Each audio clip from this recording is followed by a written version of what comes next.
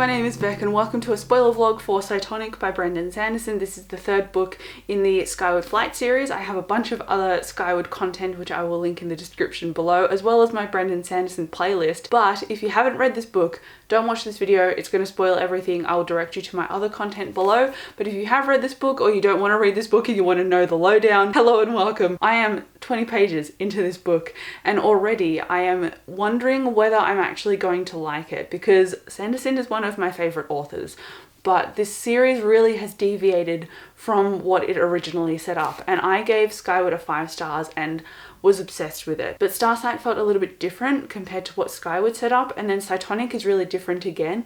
It's like this series has really gone on a massive tangent based on what it used to be, and I don't know if that really aligns with my enjoyment per se.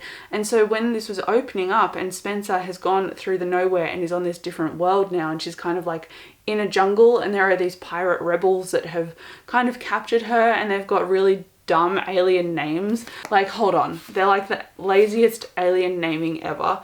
One of them is called Vlep, which is a little bit ridiculous. And then we've also had Spencer and Mbot argue already, and I thought going into this book that Mbot as the drone would be particularly emotional and would go against Spencer a little bit to cause conflict, and sure enough that's what happened, based on Spencer saying that she would leave him in Starsight because he was collateral and she was a soldier and she had to withdraw. But ultimately she obviously came back for him, which is why they are together now. But because they've been separated, Spencer is now getting kidnapped, I guess. So I'm not really sure if I like the new dynamics of what the relationships are being set up in here for, and I ultimately think that the novellas that Sanderson has collaborated on for this series, I really wish that those had been incorporated in here, because I think that the pacing would feel nicer to me. I think the characters would feel more homely and more relatable, because at the moment I kind of care about Spencer. In the beginning, I really enjoyed her character, but now I'm like, meh, I could take or leave her, and the other characters in the familiar environment around her are what interested me. And so because they are in separate novellas that might inform this book, I imagine they will, but I don't know in what ways, I wish that story or those stories were interspersed in between so it could keep bringing us back to the familiar and then going back to Spencer as well. Anyway, that's just one of my gripes with this series so far. At the moment, it's enjoyable enough. Like I said, I've only read 20 pages, so I haven't read enough to really get immersed in it, but already there is just summary about what has happened in the past. So we're really still being caught up, and I can't say too much because I'm only so early into the book. So I will update when I've read a little bit more of this, and I don't know how my updates are going to go, whether it's going to be like, hey, every 50 pages, or oops, I read 200 pages. I'm not sure. I'll just jump on whenever I have an update to share with you. Hello again. I have now read 130 pages of Cytonic and I have a few more thoughts, and not all of them are good ones, because it seems like this book doesn't feel like a Sanderson book, at least to me. I recently reread The Final Empire, and a lot of the mechanisms of that story and the format of that story and all the foreshadowing and all the mechanics of it basically are pulled off so well and so intricate, and in some cases they're quite subtle until you reach the payoff and then you're like, oh my god, of course. But when I'm reading this, it just seems very clunky and almost schlocky, and that's not a very good thing, because it feels like the characters are presenting themselves to me rather than just being who they are.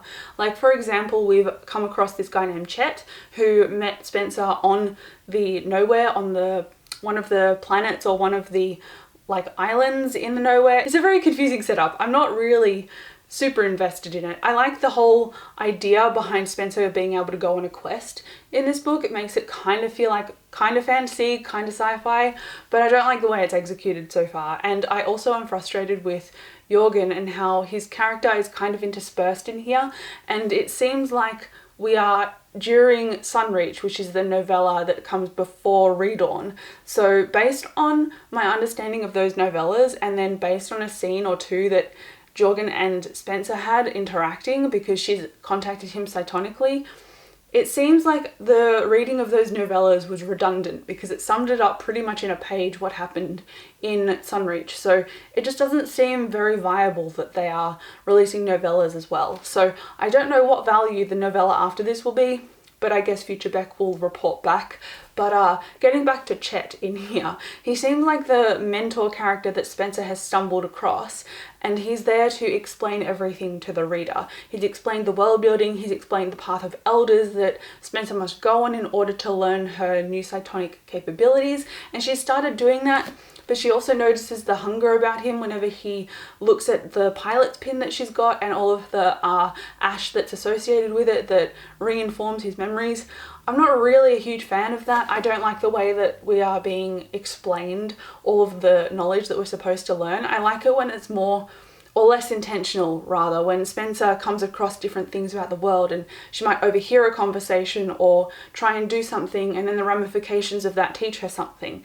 It's just all being told to her preemptively, and I don't like that kind of storytelling. And he also calls her Miss Nightshade. So Spencer Nightshade is obviously her name, but when he says things and he addresses her by name in every sentence, it just feels like it's looking at the camera, like the viewer is being told specific things, and that's how this book is designed, at least the way I'm reading it, and I'm not really a fan of that format. Things I do like though, I have enjoyed that we've had interaction with the pilots. I like that we've had further development of Mbot and his emotions and his interactions with Spencer. His character is kind of over the top as well, just because he's learning emotions and how that interacts with his whole AI and drone system.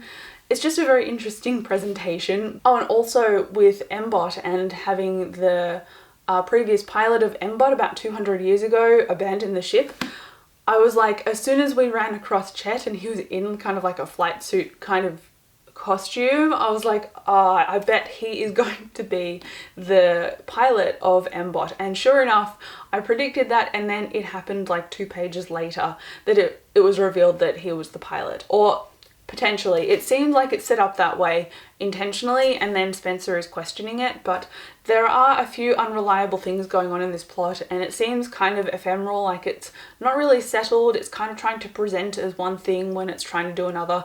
I'm not really a huge fan of it. I don't actively dislike it, I'm just a little bit skeptical. So if it comes across as I'm disliking this actively and then I give it a 3 stars because I enjoyed it, I am enjoying it. I am enjoying seeing Spencer again. I am enjoying her interactions with Jorgen, but apart from that, I'm a little bit iffy about where this book is taking the story. It doesn't feel like Skyward. I was obsessed with Skyward, and I loved how Sanderson made such an unlikable character lovable by the end. I think doing that 180 took a lot of skill. And then Starsight felt kind of removed from that, and then Cytonic feels even further removed. So it seems to be deviating from the story that I wanted it to tell, but that's really me as a reader with certain expectations. So I'll just see how this goes. I do plan on at this point finishing the series, and I also do plan on continuing with the novella after this. So hopefully my opinion kind of turns around, or at least stays pretty much the same. I do not want to dislike this book because I really like Sanderson and I would like to continue and enjoy myself. So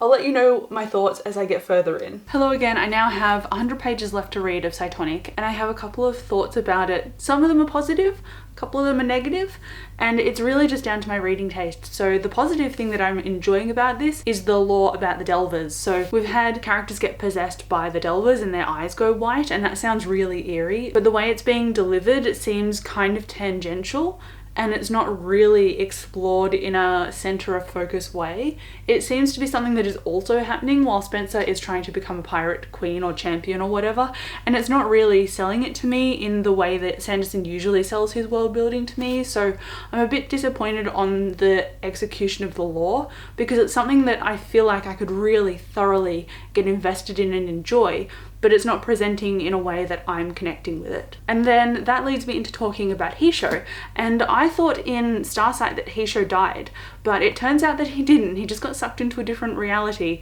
and now he's in the nowhere, and he's just appeared and he doesn't have any of his memories, because that's kind of like the calling card of the nowhere where Spencer and all these people and pirates are at the moment. They don't remember things because the world or something in it that's corrupted is reducing their capacity to remember, and when they're in groups they tend to remember. And that's ultimately why Spencer and Chet have joined the pirate crew, and they are now becoming pirate champions against different factions in order to unite them so they can then fight the superiority. And again, this is just the format of Skyward and Starsight, where Spencer is at the centerpiece of formulating a crew based on her different experiences.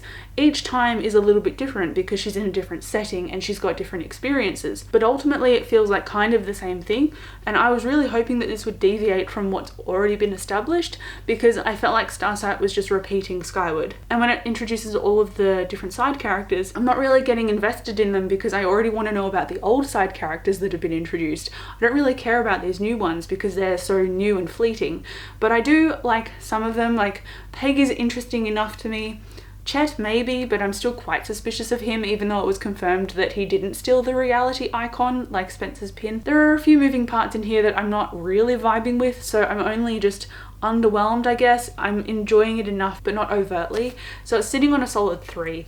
I wish it was higher, but this series has unfortunately gone downhill. The thing I wanted to talk about with Hisho, actually, I'd just forgotten that I went on a tangent and forgot about him. He was in the Nowhere, and he's the guy that Spencer went up against, the alternate pirate champion. He had no memory. And one of the tropes that I hate is amnesia, and the other trope that I hate is resurrection. So Sanderson has grabbed the 2 tropes that I hate the most, or 2 of them that I hate the most, I've got a few, and put them into Hisho's character. And my issue with this is we've already technically suffered emotional fallout from Hisho's character when we thought he'd died, and there was a lot of emotional charged moments at the end of Starsight with Hisho. So as far as I'm concerned, he's like done his dash in a storytelling way, but now in Cytonic he's come back and he's had his whole past wiped. So it feels like his character is being undermined in order to kind of wring out more emotional trauma and response from the reader. And I don't like that because it feels like it's going against what has already been established. But that might be me just being nitpicky. It's just something that I don't like. Whereas I'm sure when a lot of other people read this book and they see Hisho done in a different way, they'll be like, oh, it's Hisho, I hope he's okay, blah blah. So it's just not something that I'm connecting with personally, and I don't like that he's now been taken over by the Delver. I thought, oh, maybe he will survive, maybe he'll get his memory back. At the moment, that's to be undetermined. I'm on the chapter, or the end of a cliffhanger chapter, that says Hisho has been possessed by the Delver and his eyes have gone white. So I'm assuming that something negative is going to happen with him, but ultimately I do hope he survives. We'll see what happens. I don't anticipate that I'm going to give this a 3.5 or anything over a 3. It's just a 3, and I'm really glad that I'm making headway with this. I haven't let it tank my reading, thankfully, and I've had a few other things on the go as well as reading this. That was really my major concern for this year. But ultimately, I will continue. I'll read Defiant, the book after this. I'll read the novella after this, but this is just not doing it for me in the way that I really, really hoped it would. I've done it. I finally finished Cytonic, and like I said, I gave it 3 stars. Pieces about the ending that I liked were the different interactions with the Delvers and their identity and Spencer's Cytonic development. But beyond that, I only really enjoyed the fact that she reunited with Jorgen, and I don't really see why the novellas were necessary, because now Spencer basically knows most of the information that we gleaned from the novellas. So we didn't really get to see the alliance with the Erdale, which are Alanix people, that happened in Redawn, and we didn't really hear too much about the slugs. But Doomslug did mention that there were other kinds of slugs, like there were heaps of them, and she only had one ability, but obviously the other slugs have different abilities. And then we've also got Jorgen, and he's now the Admiral and Cobb isn't, and that is a reference to the ending of Redawn. So those are things that readers who looked at this book and haven't read the novellas, they might be like, what the hell's going on? But it's all previously been explained, and that to me feels a bit ridiculous, because I'm reading this series to enjoy these characters, and if there are massive movements in terms of side characters and politics and situations, you want it to be included in the main books, not in an actual novella. So for anyone who skipped the novellas, I actually feel like I could have also skipped the novellas, and maybe this would have had a little bit more intrigue for me, because the questions I've got at the end of this would have come from me not knowing about the novellas. And now that I've read this and I've caught up with all the novellas, I'm like, well, I guess that's cool. This is okay. I wasn't particularly enamored by this, if you couldn't tell, but I did like a few things about it. And then the way that Chet was set up at the beginning, and I remember being suspicious about him. He was a Delver, and he'd been put in like a homunculus body. seemed a bit odd to me, but okay. And now his identity is part of Spencer's, and so the Delvers hate her and fear her because they knew the future and what she could become. I don't know how I feel about that. Maybe I just need to sit on it because I finished this book like 5 minutes ago, and I think if I sit on it for a while I might have a more developed opinion. And I was cut up about Mbot leaving, but I was like, he's not gonna die. He just saw Chet turn into a ball of light and fly away. And sure enough, he did that as well, because he's like AI Delver, and Delvers were AI and now they're not anymore because they've kind of mutated. Oh, and Hisho didn't die, which was nice, but it's all cool world building that I wish was at the forefront of the story. This book just did a lot that I wish it focused on, and instead that became like tangential. I don't really care about the superiority and the pirate struggles. I literally have zero care factor about that. The quest element was cool, but I think I just had overhyped expectations for this book because I've obviously loved the beginning of this series, and this didn't really live up to it. So I'm expecting to go into the novella after this, and I don't know what it's called. I'm expecting to go into that and probably give it about a 3 stars as well. But I've updated myself on the series. I'm happy about that. But if you liked this, let me know. If you have a favourite scene, I'd be interested to hear. But thank you so much for watching this reading vlog. I'll come chat to you down in the comments, and I'll see you in my next video. Bye.